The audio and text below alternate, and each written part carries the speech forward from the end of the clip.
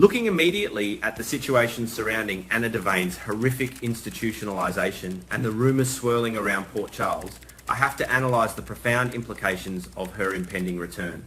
Based on what I have seen from actor Chris McKenna, who plays Brennan teasing on X about Finola Hughes returning to the set, I am entirely convinced that Anna is coming back, and she is coming back with a vengeance. I feel that her time in the mental hospital, stripped of her badge, her dignity, and her sanity, is about to serve as the ultimate catalyst for one of the most explosive revenge storylines we have seen in years. In my opinion, Anna is not just going to walk back into town and ask for her life back. She is going to forcefully dismantle the lives of the 4 villains who put her in that facility: Cassius, Sidwell, Cullum, and Pascal. This is just my interpretation, but the entire narrative architecture of her downfall was a meticulously planned psychological hit job.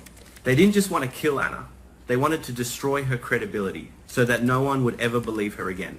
By gaslighting her into paranoia and stripping her of her police commissioner title, they effectively neutralized the biggest threat to their syndicate. However, I think they made a fatal miscalculation. They left her alive. To take down this quartet of villains, Anna cannot operate as a disgraced civilian. She needs the full weight of the Port Charles Police Department behind her. I think one possibility is that she orchestrates a strategic surgical strike to reclaim the commissioner's seat. And unfortunately for Dante Falconeri, he is currently sitting in it, wrapped up in a scandal of his own making. Here is my deep dive into the 4 distinct directions this incredible storyline could take as Anna Devayne reclaims her throne and exacts her revenge. Scenario 1. The sins of the father and the fall of Dante Falconeri.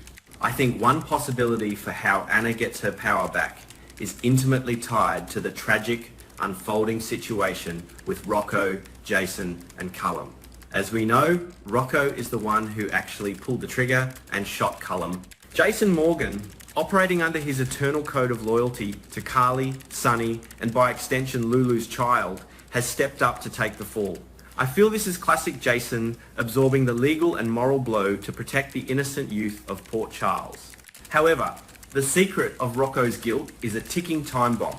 The truth is currently held by a very small circle: Jason, Lulu, and sickeningly Cassius, who is masquerading as the late Nathan West. In my opinion, the dramatic tension here relies entirely on Dante Falconeri's moral compass, which is about to shatter. Dante is an excellent cop, a man who has always tried to walk the straight line, unlike his father, Sonny Corinthos. But when it comes to his son, that line blurs. I feel that Dante will inevitably discover the truth about the shooting not through a confession, but through physical evidence, specifically a suspicious injury on Rocco's hand, perhaps powder burns, a recoil bruise, or a scrape sustained during the chaos. The moment Dante connects the wound on his son's hand to the bullet in Cullum's body, the Commissioner of Police will die, and the desperate father will take over. I think Dante will actively choose to bury the evidence, tamper with the investigation, and allow Jason to face the legal consequences just to keep Rocco out of a juvenile detention facility. This is where Anna Devayne's brilliant, calculating mind comes into play. I could be wrong, but I believe Anna will uncover this cover-up not long after she proves her sanity and is released from the hospital. She will realise that Dante, the man who replaced her, has compromised the integrity of the badge. I think Anna will quietly gather the undeniable proof of Dante's obstruction of justice. She won't do it out of malice toward Dante. She understands the love for a child, but she needs that commissioner's chair. In a heartbreaking but necessary confrontation, I see Anna laying the evidence on Dante's desk. She will give him a choice: resign quietly, face demotion, and let Jason go free, or face a full-blown internal affairs investigation that will inevitably drag Rocco into the spotlight anyway. Dante, backed into a corner of his own making, will have to step down. The mayor will have no choice but to reinstate the only person capable of cleaning up the mess: a fully vindicated, razor-sharp Anna Devayne. This direction provides Anna with the legal authority, the resources, and the badge she desperately needs to hunt down the men who drove her to the brink of madness. Scenario 2. Exorcising the ghost of Phazon and the takedown of Cassius. Another direction this story must take involves the most psychological and deeply personal of Anna's revenge plots: the unmasking of Cassius. Out of all the villains, Cassius's crimes are the most insidious. posing as the deceased Nathan West is a grotesque violation of the memories held by Maxie Jones, Liesl Obrecht, and the entire Port Charles community. But for Anna, Cassius's involvement goes much deeper and is far more traumatic. In my opinion, Cassius was the psychological architect of Anna's mental breakdown. I feel that it was Cassius who utilized voice-altering technology or perhaps a chilling natural talent for mimicry to replicate the voice of Cesar Faison. Faison has always been Anna's ultimate boogeyman, the phantom that haunts her darkest nightmares. Hearing Faison's voice taunting her, threatening her, and gaslighting her while she was isolated in her own home or locked in a cell at the mental institution is what pushed her over the edge into clinical paranoia. They convinced the world, and almost convinced Anna herself, that she was losing her grip on reality. I think one possibility is that Anna, now armed with the resources of the PCPD and her old WSB contacts, will begin a meticulous dissection of Cassius's life. She will not just arrest him, she will seek to destroy the false reality he has built. I think Anna will start by looking into the biometric discrepancies, DNA records, fingerprints, and dental records, quietly pulling them without alerting Nathan that he is under investigation. This is just my interpretation, but the confrontation between Anna and Cassius will be a masterclass in psychological warfare. Anna will likely lure him into an interrogation room under the guise of consulting with him on the Cullum shooting, since Cassius knows about Rocco. Once she has him boxed in, I feel she will spring the trap. She won't just present the DNA evidence proving he isn't Nathan, she will play a recording. I think she will have tracked down the exact software or vocal modulation equipment Cassius used to synthesize Faison's voice. By turning the tables and playing Faison's voice back at Cassius, she will prove to the entire precinct and the medical board that committed her that her paranoia was a manufactured illusion. I feel the emotional fallout of this will be colossal. Maxie will have to grieve Nathan all over again, and Liesl Obrecht might actually try to kill Cassius herself. But for Anna, slapping the cuffs on the man who made her believe she was going insane will be the first crucial step in reclaiming her soul. Cassius will be locked in a cell, utterly stripped of the heroic legacy of Nathan West he tried to steal. Scenario 3. The squeeze play, pitting Sidwell and Cullum against each other. With the Commissioner's badge firmly pinned to her lapel and Cassius behind bars, Anna's sights will naturally shift to the next two pillars of the conspiracy, Sidwell and Cullum. I think one possibility for this phase of the narrative is a classic divide and conquer strategy. Anna knows that criminal syndicates, especially those built on arrogance and mutual self-interest, are inherently fragile. Let us analyse Cullum first. Cullum is currently in a highly vulnerable position because he has just survived being shot by Rocco. He is likely recovering in a bed at General Hospital, surrounded by monitors and guards. I feel that Anna will use this vulnerability to her absolute advantage. She knows Cullum has leverage because he knows who really shot him, but Anna holds a better card. She knows about the conspiracy that put her in the asylum. Another direction we could see is Anna paying Cullum a visit in his hospital room. She will dismiss the guards, pull up a chair, and lay out the reality of his situation. I think she will tell Cullum that Jason Morgan is walking free, Dante is out of power, and Cassius is singing like a canary in lockup.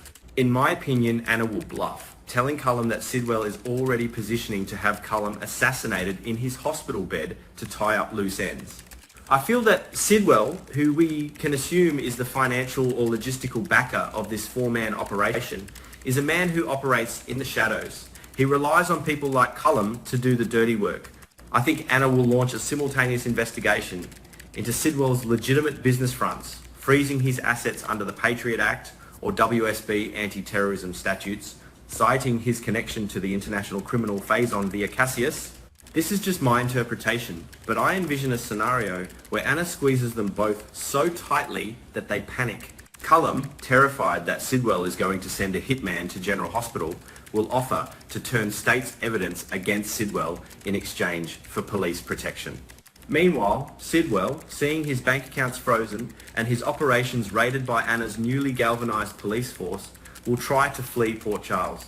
I think Anna will anticipate this and have her officers waiting for Sidwell at the private airfield or the docks.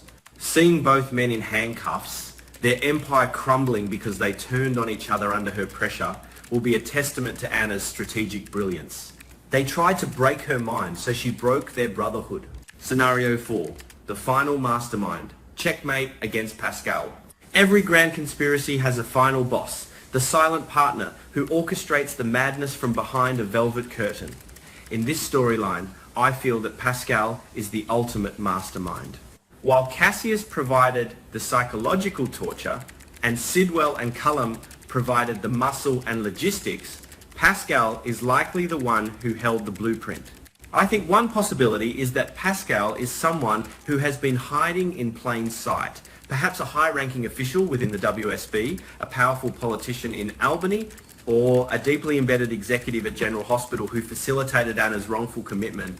To take down Pascal, Anna cannot just use a badge and a gun. She has to use the law, public exposure, and absolute undeniable truth. Another direction for this final act is a high-stakes public unmasking.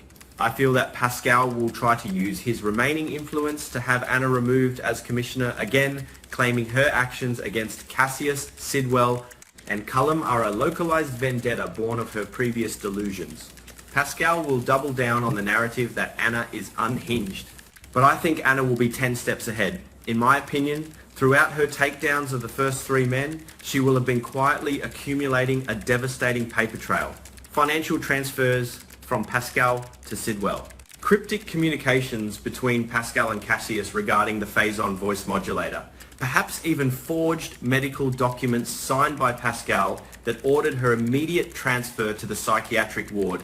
I feel the climax of this storyline will occur in a highly public setting, perhaps a mayoral press conference, a charity gala at the Metro Court, or a formal hearing in the courtroom. Pascal will be standing tall, believing he has weathered the storm, when Anna walks in. She will not be yelling or acting paranoid. She will be the epitome of ice-cold British composure. This is just my interpretation, but I think Anna will systematically lay out the evidence for the world to see. She will project the financial records, play the confession tapes from Cullum, and expose Pascal's signature on the fraudulent psychiatric evaluations. She will trap him in a web of his own arrogant documentation. As the FBI or the state police, called in by Anna to avoid jurisdiction conflicts, step forward to arrest Pascal, Anna will finally look him in the eye. She will let him know that putting her in a padded cell was the worst mistake of his life, because it gave her nothing but time to plan his destruction. The aftermath and rebuilding of Anna Devane. In my opinion, the aftermath of this massive, multi-tiered revenge arc will fundamentally shift the power dynamics in Port Charles.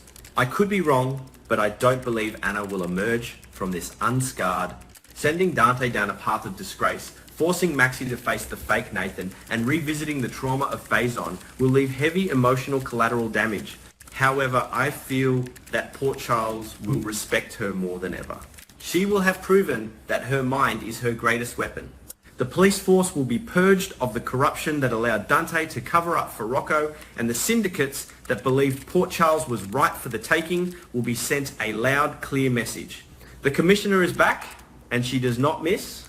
To reiterate, I could be wrong about the specific mechanics of how each villain falls. The writers at General Hospital love to throw in a sudden twin twist, a miraculous resurrection, or a hidden weather machine just when we think we have the plot figured out. But regarding the core emotional trajectory, I think my reading is solid. Anna Devane is a legacy character who has survived assassins, spies, heartbreaks, and terrorists. Locking her in a mental hospital and trying to convince her she was broken was a temporary victory for Cassius, Sidwell, Cullum, and Pascal. I think one possibility is that they spend the rest of their lives in Pentonville regretting the day they ever heard the name Anna Devane. This is just my interpretation of the breadcrumbs dropped by the cast and the current on-screen circumstances. But if I am right, we are about to witness the most spectacular, satisfying comeback in the modern era of daytime television. The board is set, the pieces are moving, and it is finally Anna's turn to play.